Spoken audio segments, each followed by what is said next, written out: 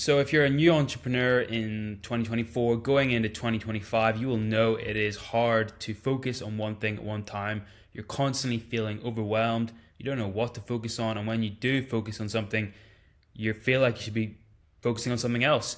And you never actually feel productive, and the days go by and you haven't actually done anything. So how can we make 2025 the most productive year of your life so you can actually grow your business?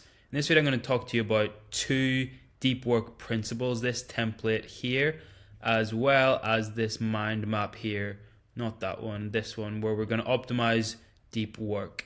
So I am Thomas. I'm a doctor of 4 years. I've been in medical 6 years prior to that. So I've had to have the systems, productivity systems. I've had to manage my time for exams to get me to where I am. But entrepreneurship's all a different game. It's a different test. So I've recently been an entrepreneur for 4 or 5 months now.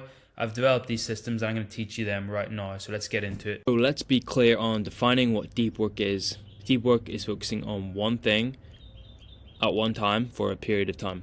So that's important to understand before you enter a period or a session of deep work. And this is where this template becomes quite useful. You don't have to use a template like this. You can just write it down on a piece of paper or even just store it in your head. But I think at the start, it's helpful to write this down so you're really clear on what you're trying to achieve in this session. Okay, so the first thing you want to do is define an outcome goal. So what are you trying to achieve? What are you working towards? Is it releasing a YouTube video? Is it, getting 5 new members to your community? Is it some other outcome goal? Is it writing a blog? Is it creating something? Define a specific outcome goal, and it's okay if you don't achieve this in the session, but you want to try and make it realistic. So after this deep work session, whether it's a 90-minute deep work session, whether it's a 1-hour session, what is it that you want to get out of?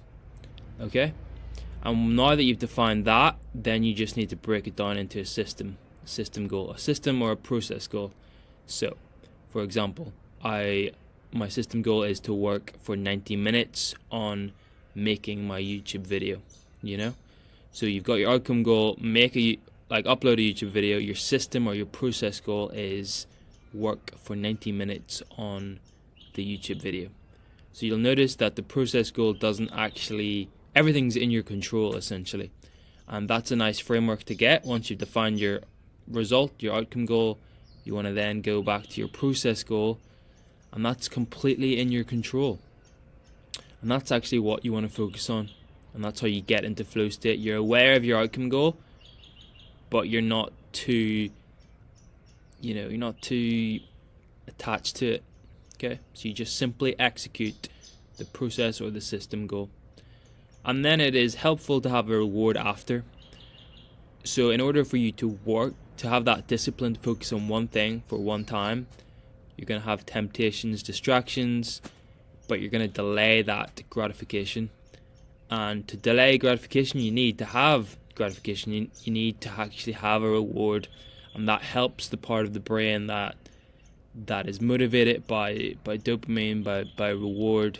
You can't just be a robot. You need to please that part of the brain. So every time it wants something now, it wants dopamine now, it's bored of the deep work, instead of saying no, it's not yet, after, because then that motivates it and calms it down and says, okay, we're going to focus now. And the idea is you'll have more motivation to execute the work so you can have the reward. So what could the reward be?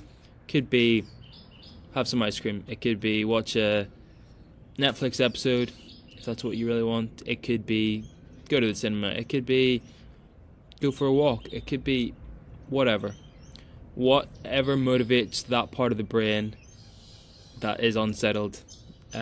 You can write that here, and then finally you can have a little schedule. So whether you're starting at 10 a.m. finishing at 12 a.m. you can just write that in here, and then you're ready to just execute. And then after, you might have a post deep work reflection.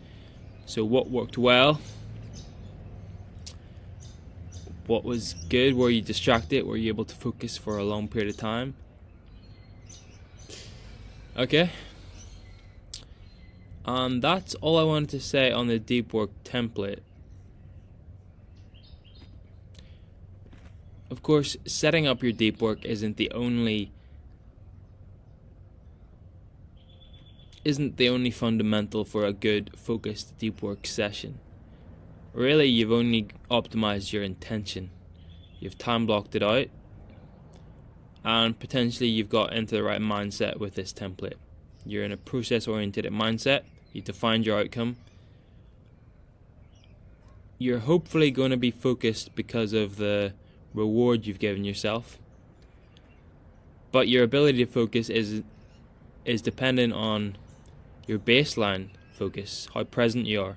So whether you've meditated consistently, whether you're in control of your thoughts as they come and go, whether you've journaled consistently.